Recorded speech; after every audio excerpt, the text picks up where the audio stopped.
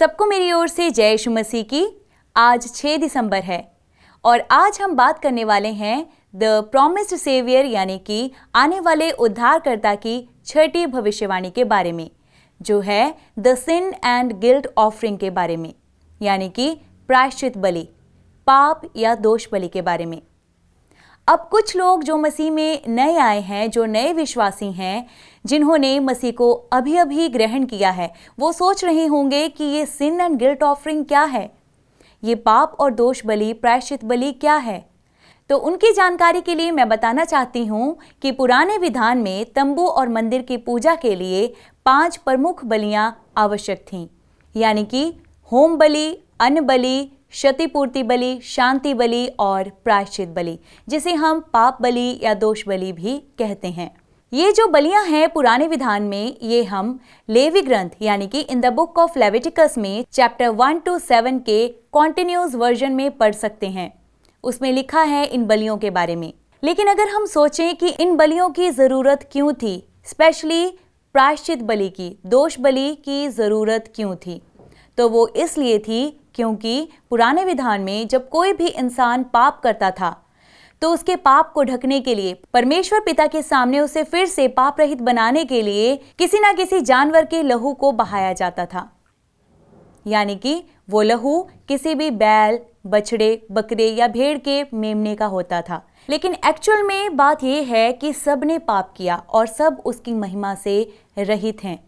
लेकिन पुराने विधान में जब हम देखते हैं कि इन बलियों की आवश्यकता क्यों थी, तो ये इसलिए थी क्योंकि उन जानवरों के लहू के द्वारा उस इंसान के पापों को ढका जाता था।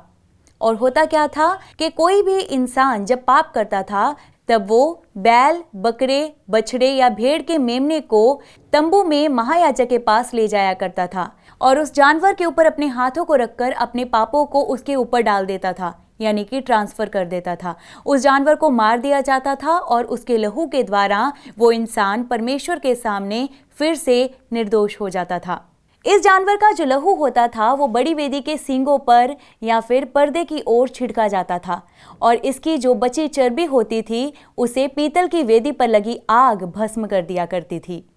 तो ये तो हो गई पुराने विधान की बात कि पुराने नियम में पाप से कैसे बचा जाता था, और अगर कोई इंसान पाप कर लेता था तो वो अपना प्रायश्चित परमेश्वर के सामने किस रीति से करता था।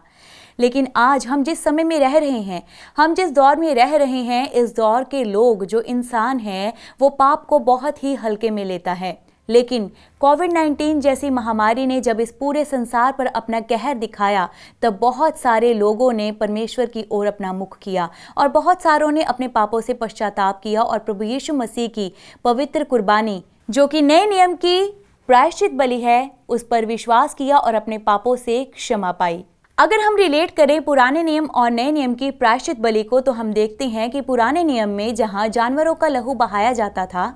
और इंसान के पापों को ढका जाता था, लेकिन नए नियम में इंसान के पापों को ढका नहीं बल्कि उन्हें क्षमा किया गया है, और वो सिर्फ और सिर्फ एक पवित्र कुर्बानी के द्वारा ही हो सकता था, और जिसे पूरा किया स्वयं प्रभु यीशु मसीह ने, यानी कि परमपिता परमेश्वर के इकलौते पुत्र ने, उसके इकलौते मेमने ने। प्रभु यीशु मसीह के बारे में, जो कि नए नियम की पवित्र प्रायश्चित बलि है, एक रेफरेंस हम देखेंगे। इब्रानियों के नाम पत्र उसका 7 अध्याय पद संख्या 26 और 27, वर्स 26 एंड 27। इसमें लिखा है, ये उचित ही था कि हमें इस प्रकार का प्रधान याजक मिले, पवित्र, निर्दोष, निष्कलंक, पापियों से सर्वदा भिन्न और स्वर्ग से भी ऊंचा। अन्य प्रधान याजक पहले अपने पापों और बाद में प्रजा के पापों के लिए प्रतिदिन बलिदान चढ़ाया करते हैं। ईसा को इसकी आवश्यकता नहीं होती, क्योंकि उन्होंने यह कार्य एक ही बार में उस समय पूरा कर लिया जब उन्होंने अपने को बलि चढ़ाया। तो दर्शकों, इसमें हम एक और बात देखते हैं कि पुराने विधान के जो महायाजक थे वो सबसे पहले अपने पापों का प्रायश्चित भी करते थे, लेकिन नए विधान में अगर हम देखें तब प्रभु यीशु मसीह को पहले अपने पापों की क्षमा मांगने की ज़रूरत नहीं थी, क्योंकि वो निष्कलंक पैदा हुए थे। उनमें कोई पाप नहीं था और ना ही उनके मुंह से कोई छल की बात निकली थी। लेकिन उन्होंने इस पूरे जगत के पापों को, आपके और मेरे पापों को अपने ऊपर लिया और हमारे घिनौने पापों तक को अपने ऊपर लेकर एक संपूर्ण प्रायश्चित बलि ठहरे, आपके लिए और मेरे लिए, ताकि हम परमेश्वर पिता की निगाह में सिद्ध और धार्मिक बन सकें। क्योंकि हम देखते हैं कि पुराने विधान में जब कोई भी इंसान पाप करता था, चाहे वो बार बार पाप करता था, वो बार बार अपने पापों का प्रायश्चित करने के लिए बार बार बैल, बकरे, बछड़े या भेड़ के मेमने को महायाजक के पास लेकर जाता था। लेकिन नए नियम में प्रभु यीशु मसीह ने इस प्रायश्चित बलि को एक बार और हमेशा के लिए ही पूरा कर दिया था।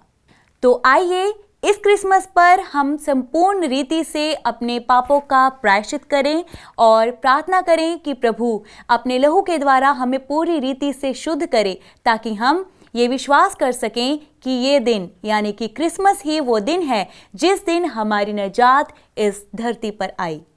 Stay blessed, God bless you all.